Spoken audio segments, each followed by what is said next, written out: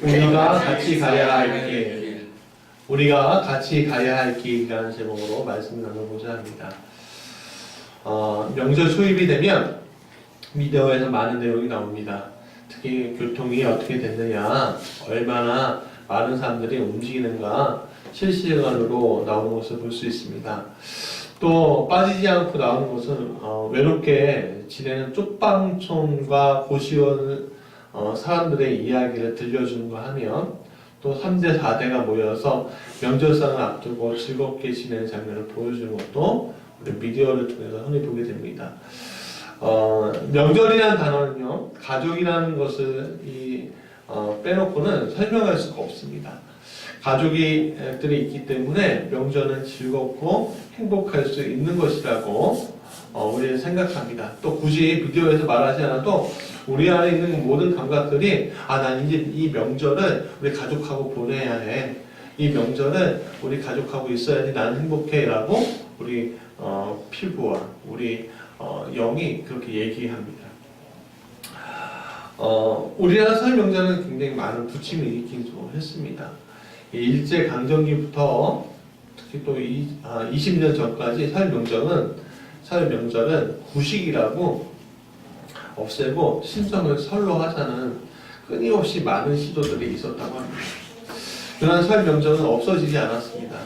왜냐하면 결국 가족이라는 단어, 관습이라는 단어가 주는 상징성이 얼마나 큰지 우리 마음 안에 그것이 사로잡아 있기 때문에 그 안에 가지고 있었기 때문에 설이 아니면 명절이 아니다. 음력 1월 1일이라면 명절이 아니다. 그런 생각을 우리가 다 가지고 있죠. 그래서 직장을 잠시 내려주는 한이 있더라도 예전에는 고향 땅을 향해서 많이 달려갔습니다. 이제 우리도 많은 분들이 지금 우리 성도들 많은 분들이 이제 고향을 향해서 부모님을 향해서 가고 만나고 있을 텐데 또 우리 성도님들도 마찬가지일 겁니다. 오늘 본문도 마찬가지의 성격의 이야기입니다. 이스라엘 백성들은요, 요셉 이후에 수백 년 동안 애굽에서 번성하였습니다. 그들은 자신이 애굽 국민이라고 생각했습니다. 이집트 국민이라고 생각했습니다. 노예라고는 타 민족이라고는 이만큼도 생각하지 않았습니다.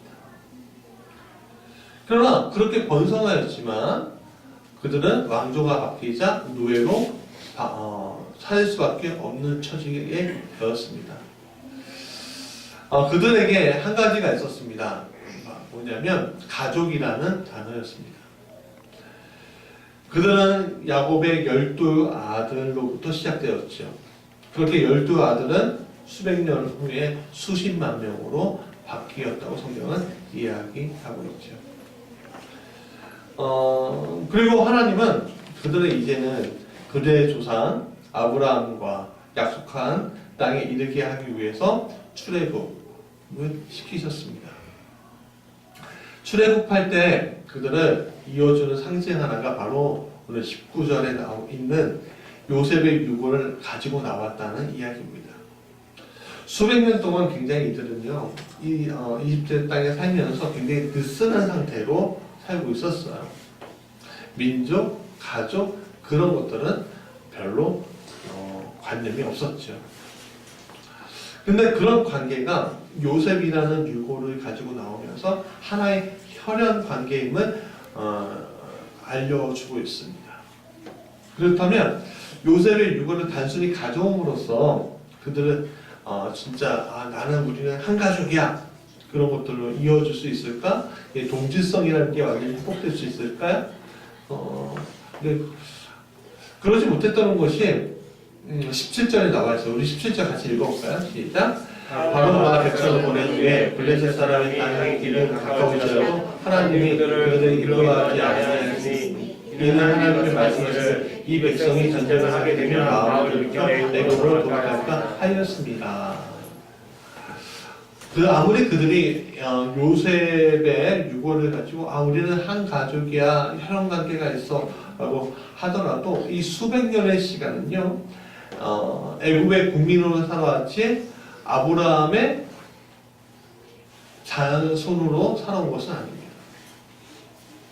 아브라함과 이삭과 야곱의 자손 이스라엘 백성으로 살아온 것이 아니라는 거예요. 우리도 그렇죠. 예전에는 우리도 사돈의 팔촌도 아이들 시키게 했었어요. 그렇죠? 예를 들어 저도 그런 사람이 있습니다. 진짜 사돈의 팔촌인데 정확하게 잉글랜드 프리미어 리그에서 뛰는 손흥민이 바로 사돈의 팔촌입니다. 진짜. 저희 작은 아버지의 이제 작은 아버지의 작은 어머니의 이제 조카. 예, 저는 되게 잘합니다. 그래서. 근데 그분이 나는 몰라요. 안타깝죠. 한 세대만 지나도 모르는 것이 흔합니다. 우리 자녀들이 우리가 넷을 낳잖아요. 넷을 낳아도 이 아이들이 결혼하고 또 자녀를 낳고 그 자녀들이 또 자녀를 낳으면 모를 거예요. 남이죠 뭐. 그렇기 때문에 혈연이라는 것은 우리에게 있어서 어쩌면 시간이 지나면 지날수록 느슨한 관계가 될 수밖에 없습니다. 그렇다면 무엇이 이스라엘 하나로 묶었을까? 모세는 요셉의 유언을 그 근거로 삼았어요. 요셉은 어떤 사람이었습니까? 바로 그를 가리켜 우리는 꿈의 사람, 비전의 사람이라고 이야기할 수 있습니다. 근데 그는요, 죽기 전까지 꿈을 꾸었어요. 하나님 비전을 가지고 있었어요. 그 19절에 나와 있습니다. 19절 우리 어린 친구들이 다 같이 읽어볼까요? 찬이하고 우리 이래하고 주연이하고 소연이 우리 앞에 있는 거 힘차게 한번 읽어볼까? 시작! 하나님이 반드시 너희를 찾아오시니 너희는 내 유로를 저기서 가지고 나가라. 아멘. 요셉의 유언의 이 비전. 그의 유언대로 하나님은요 다시 이스라엘을 찾으셨어요. 그리고 젖밥꿀이 흐르는 가나안 땅으로 이끄셨습니다. 이게 우리 오늘 본문의 굉장히 중요한 포인트로 저는 적용하고 있습니다. 오늘 우리는 어쩌면 혈연이라는 가족이라는 혈연으로 시작되었지만 어쩌면 우리에게 어디로 내가 가야 할지 잘 모르는 가운데 우리 가족이 어떻게 가야 하지? 그 모르는 가운데 있는지도 모릅니다. 대부분 가족들은요, 그냥 우리가 금시즌 부부끼리 금시즌 좋고 자녀들 잘 자라면 되는 거지, 건강하게 자라면 되는 거지 뭐 우리 가족한테 특별한 거 없어요. 그렇게 우리가 다 얘기하죠. 네. 좋습니다. 단순하고 이 단순한 것이 아름다운 것입니다. 그러나 그것은 다 가족들이 가치관이 어떠하냐에 따라서 좀 달라지기도 합니다. 이 가족은 이런 가치관, 저 가족은 저런 가치관으로 살아오기 때문에 환경과 여건에 따라서 다르기 때문에 그것들이 나중에 부딪히고 깨지고 폭발하고 하는 일들이 우리에게 많이 펼쳐진 것을 볼 수가 있습니다.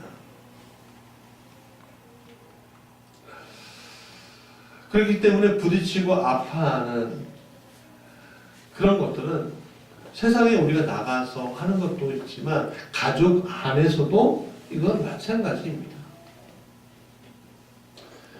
형제라고 해도 둘밖에 없다고 해도 아니면 외동이라고 해도 그것이 부모하고 아니면 형제들하고 안 부딪힐래 안 부딪힐 수 없는 게 서로의 가치관이라는 겁니다.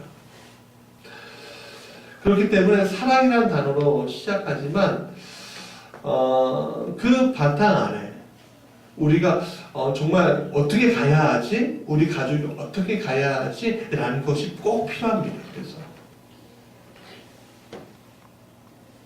그리고 우리 가족이 어떻게 가야 하지라는 것을 통해서 그것을 하나님께 받고 그 길로 한 걸음 한 걸음 가는 것이 굉장히 중요한 겁니다. 아무 가치관 없이 아무 생각 없이 가족을 이끄는 것이 아니라 우리 가족은 이런 것만은 이 비전만은 우리가 같이 이루어가자. 라고 할 때 진짜 우리가 믿음의 가정, 명문가 가정이 될 수 있는 겁니다. 우리는 흔히 기도하기를 하나님 우리에게 믿음의 가정이 되게 해주십시오. 명망 있는 가정이 되게 해주십시오. 그렇게 기도할 때가 있습니다. 그러나 한 가지를 바라보지 못하면 같이 가야 할 게 무엇인지 모르면 어떻게 명망 있는 가정이 될 수 있겠습니까? 이것은 우리 가족들이 같이 꿈꾸는 비전을 가지고 있을 때 가능해지는 것입니다. 아브라함과 이삭 그리고 야곱에게 주신 약속과 요셉에게 주신 꿈이 반드시 이루어진 것처럼 오늘 우리 신앙의 가문들에게도 동일한 비전의 제시가 필요하다는 거예요. 우리나라 최고의 선교사 가문으로 언더우드 선교사 가문이 있습니다.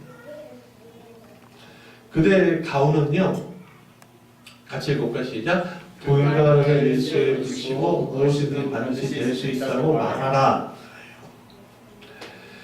언더우드 선교사 아버지가 암투병 중에서 굉장히 불굴의 의지로 그 암을 이겨내면서 그의 신앙을 내려놓지 않는 것을 보고서 이 언더우드 선교사는 정말 아버지의 신앙이 정말 진짜 되게 신앙이구나 라고 생각했다고 합니다. 그리고 그의 일생을 정말 이 불가능한 것들로 보이는 것에 도전하고 살았다는 겁니다. 그 불가능한 게 뭐였냐면 바로 조선 선교 교육이었습니다. 미국의 많은 기독교인들이 조선 땅을 보면서 암울하고 또 미개하다 이렇게 보았습니다. 저들에게는 희망이 없어 그렇게 보았습니다. 근데 이 언더우드 선교사는요 그렇지 않았어요. 이들에게 하나님이 오시면 하나님께 함께 하시면 이들이 정말 하나님의 백성이 될 것이다 라는 마음을 가지고 불굴의 의지를 가지고 불가능은 없다라고 생각하고 복음을 전했습니다. 근데 그 사람으로 끝난 것이 아니라 1대, 2대, 3대, 4대까지 지금 4대까지 자손들이 있는데 이 자손들이 이 나라에서 교육, 성교, 의료, 경제에 끼친 영향력이 어마어마합니다. 오늘 우리도 개인도 가족도 그렇습니다. 우리가 어떤 방향으로 갈 것이냐에 따라서 그 가족의 운명이 바뀌어지고 그 가족이 정말 누군가의 가정이 되느냐 아니면 그냥 평범한 일반 가정이 되느냐 그 갈림길에 우리가 서 있는지도 모릅니다. 그러면 우리가 정말 믿음의 가정 명망 있는 가정이 되려면 어떻게 해야 될 것인가? 첫 번째는요, 같이 읽어볼까요? 시작. 영적인 리더가 확실하게 서야 합니다. 그러니까 가족 안에 우리는 영적인 리더들이 필요합니다. 그것이 남편이 될 수 있고 배우자가 될 수 있고 때로는 자녀도 될 수가 있습니다. 영적인 리더는 누군가 한 명이 서져 있어야 합니다. 여러분, 꼭 장자가 영적 리더가 아닙니다. 꼭 정말 그 사람의 세대주가 영적 리더가 아니에요. 세대주는 세대주 있고 영적인 세대주는 따로 있는 겁니다. 여러분, 야곱과 요셉과 다윗과 모세 그들은 장자가 아니었어요. 야곱은 몇째였죠? 둘째였어요. 그렇죠? 요셉은 몇째였습니까? 11째. 다윗은 막내. 모세는 둘째. 그게 공통점이에요. 그러니까 하나님은요, 그 사람이 장자라고 했고, 그 꿈을 주는 것이 아니라 그 사람이 어떠한 사람이냐, 하나님의 사람이냐, 하나님의 사람이 아니냐에 따라서 그 영적인 장자의 권리를 따로 주는 거예요. 대표적으로 가인이다. 대표적으로 누구죠? 에서와 야곱. 이야기 아시잖아요. 여러분, 야곱이 맨 처음에 생각할 때 아버지 이삭이 주는 권리가 그거는 장자의 권리인 줄 알았어요. 어떤 장자? 육적인 장자의 권리인 줄 알았어요. 근데 꺼내놓고 보니까 육적인 장자의 권리는 에서가 빼앗겼어요? 안 빼앗겼어요? 안 빼앗겼어요. 안 빼앗겼다고요. 그럼 어떤 권리를 빼앗긴 거죠? 영적인 장자의 권리를 빼앗긴 거예요. 우리는 생각하기를 이 땅에서 우리가 부하고 정말 더 귀하고 뭐 이런 식으로 높임을 받고 하는 것들이 축복인 줄 아는데, 맞아요. 그 축복이죠. 육적인 축복 맞아요. 그러나 성경에서는 그 육적인 축복을 앞세우기 전에 뭘 얘기해요? 영적인 축복을 먼저 얘기해요.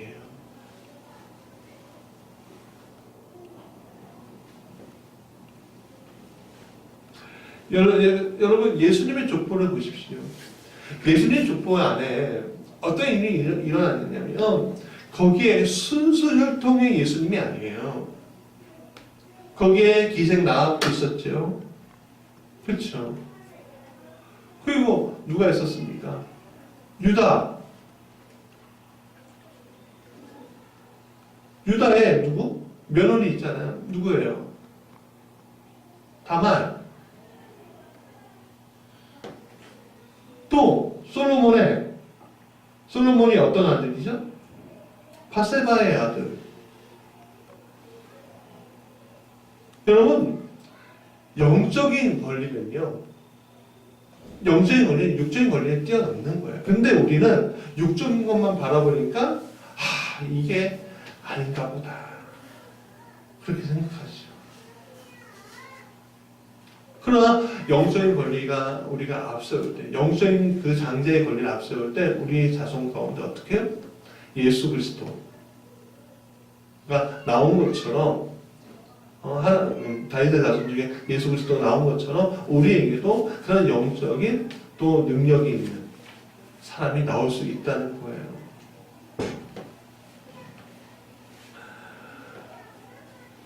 두 번째, 같이 읽어볼까요? 시작. 나 혼자의 비전이 아닌 모두의 비전이 되어야. 오늘 우리의 기도가 항상 내 주변에 머물러 있다면 어떤 일이 일어날까요?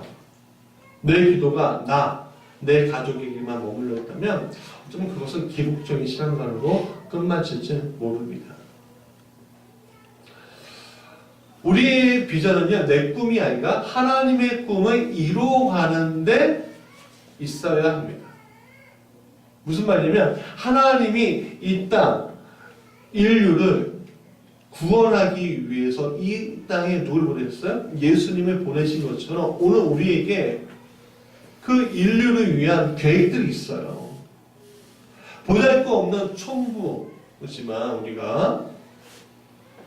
우리에게는 이 인류를 향한 하나님의 계획이 있다는 거예요.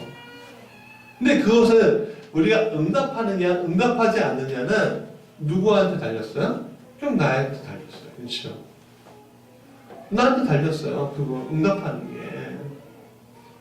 그럼 우리가 그것을 응답할 때 어떻게 해요? 하나님의 꿈을 이루어가는 거예요. 하나님, 그게 뭐예요? 그게 비전인 거예요. 그게 소망인 거예요. 내 꿈을 이루어가는 건 그냥 육적인 거예요. 그러나 하나님의 꿈을 이루어가는 거는 뭐예요? 영적인 거죠. 내 꿈을 이뤄가는 것은 한계가 있지만 하나님의 꿈을 이뤄가는 것은 영원한 겁니다. 그러면 우리가 한계가 있는 것을 택해야 합니까? 아니면 영원한 것을 택해야 합니까? 어떤 분은 그렇게 얘기해요. 둘 다요. 그렇게 얘기하죠. 맞아요. 둘 다 택하면 좋겠어요. 그러나 둘 다 택할 수 없으면 영적인 것을 먼저 택해야 합니다. 그게 사는 길이에요. 누가? 우리가. 나는 살 수 있어도 내 자녀가 죽으면 못 살겠어요. 아무것도 아니죠.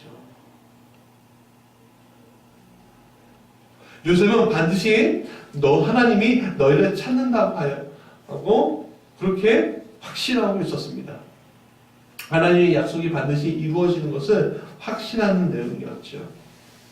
이것은 요셉이 자신만을 위해 살았던 사람이 아니었구나라는 생각을 우리가 가질 수 있게 만듭니다.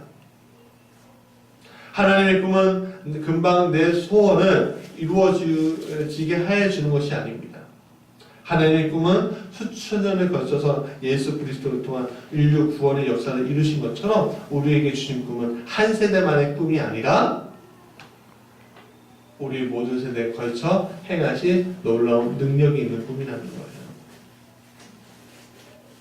그래야 우리 모두의 비전이 될 수가 있죠. 자, 세 번째.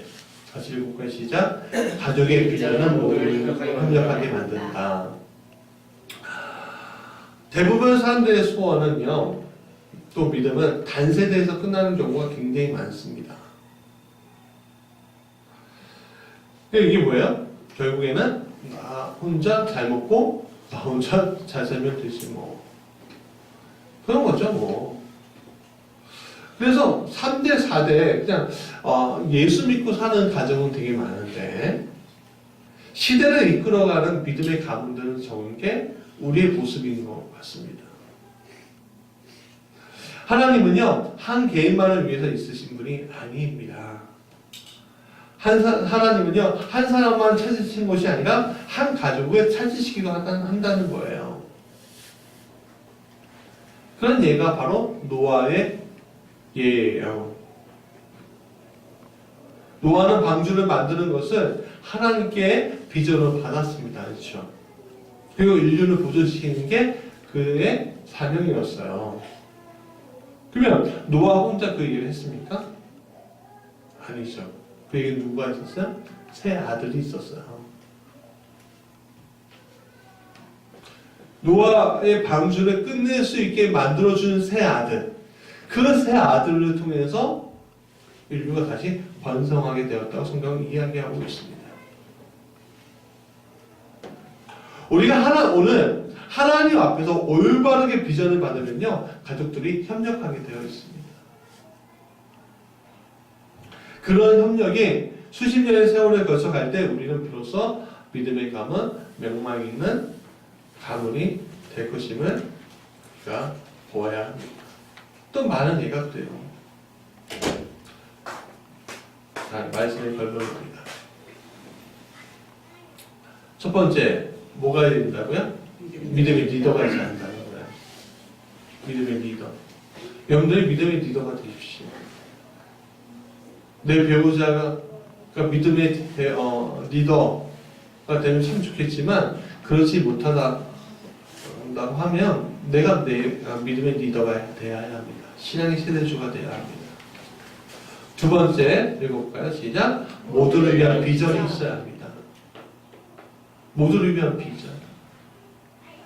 그것은 함께 가질 수 있는 가치를 얼마나 하나님 앞에 두느냐에 따라서 많이 달라집니다. 세 번째 같이 읽어볼까요? 시작. 모두가 가족의 협력. 이것은 내 혼자만의 생각이 아니라 우리 가족의 생각이 되어야 되고, 그래야 협력을 이룰 수 있고, 그래야 우리는 정말 믿음의 가문, 명망 있는 가문 되는 겁니다. 이게 오늘 제목인 우리가 같이 가야 할 길입니다. 우리가 같이 가야 행복한 거죠. 나 혼자 행복하면 뭐합니까? 가족이 행복해야죠. 나 혼자 예수 믿으면 뭐합니까? 같이 믿어야죠. 오늘 우리의 자녀들이 행복했으면 좋겠습니다. 또 여러분도 행복했으면 좋겠습니다. 그 여러분들을 통해서 이어지는 믿음의 가문들이 일어났으면 좋겠습니다. 남의 이야기가 아니라 맨날 우리가 위인전, 무슨 전 읽으면서 저 가문 되게 부럽다. 저렇게 되고 싶다. 만 외치는 것이 아니라 실제로 그런 가문들을 우리가 됩시다. 그런 믿음의 고백들이 우리에게 있길 간절히 축원합니다. 네, 찬양하세요.